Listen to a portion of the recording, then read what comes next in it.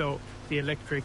In the end, that's my job to design the cars as a marketing guy in our race team. When my father and my mother raced, or our father and mother raced back in the days, we're sponsored by Citroen, and obviously they are red. So the red color of the Hansen team is like bumper with that matte finish blue behind it. It's just stunning. And obviously to save weight and so we have stickers that covers the rear and front lights. So it's actually not real lights. So you can imagine it looks like a normal 2.8 that you would see on the roads because that's what the car is based off. And within our limitations, and the difference between the two cars is on the front it says Kevin, on the front of Timmy's it says Timmy, and I have a little bit more red here and there to have the difference, because we actually experience a bit of problems with our spotters when we're both up in front in races, that they can't tell a difference between who is who when it's dusty and muddy, and all they see maybe is the roof or something like that. So we have to come up with some clever ideas how to change that.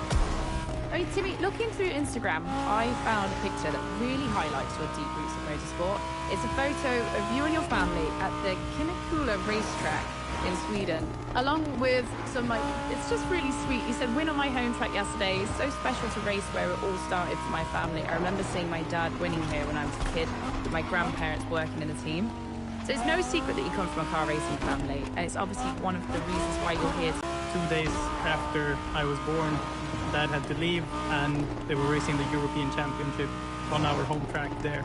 Of course, I didn't come to the race then, but it used to host the European Championship. It's just an iconic place for us back home here. Try to race the young guys who were there, and I actually managed to win. My son was there, family was there, all the friends were there. Yeah, my son has actually started go-karting right now. We will go to the race this weekend, his second race. It's definitely full circle. He's driving Kevin's old go-kart, so it's a bit too old. I should get him a new one if we want to be more competitive. It's all about the material if he wants to perform and winning. Now, Kevin, we'll get it this time. Your father's 2003 Citroen Zara holds a lot of importance to you both. This is once how you described it. I found this. It said it was a classic because it was such a strong red. When we were growing up, it was the atmosphere of our childhood. That car is rallycross and a dream car in every aspect. It's perfect in its ratio for its wheels. It's perfect for its body kit. What else can you tell us about Kenneth's car and the memories that this Citroen Zara brings for you? Well, I think it's when he introduced that in literally the year I was born in '98. That was everything I remembered when I was growing up. I even remember being I think I was 5 years old. I was lying on the floor in the tent and having a screwdriver, poking the wheel. And all my real childhood memories are with that car. And his biggest success, was in the Citroen Xara. And obviously, during time growing up as well, Seb Loeb is my other hero that I've been lucky enough to be teammates with and can call a friend today. He raced that and was super successful. It was just like I said in that quote, it is the perfect car. We've studied it, people have studied it. It's the perfect length, wheelbase, the width is great, and the height of it in general is quite low. I think it looks super sporty and cool.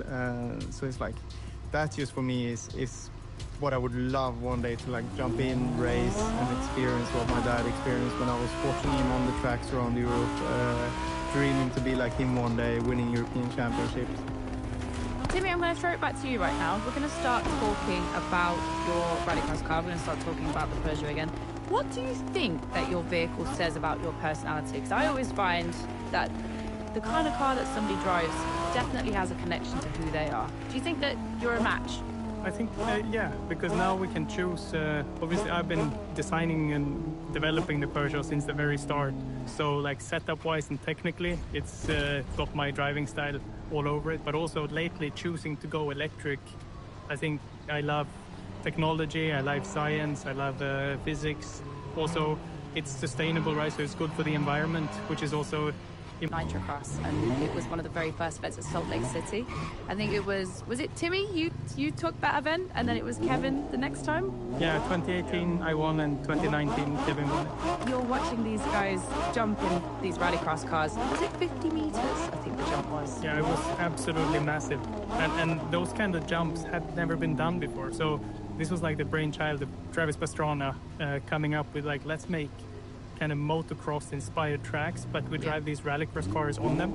And we got there, we saw the jump having been built. So to explain it, they built a big tabletop jump, then they built an even bigger gap jump to jump over the tabletop. And on top of that, because 2 jumps on top of each other is not enough, they also dug a tunnel underneath. So it was 3 layers of cars crossing over each other there.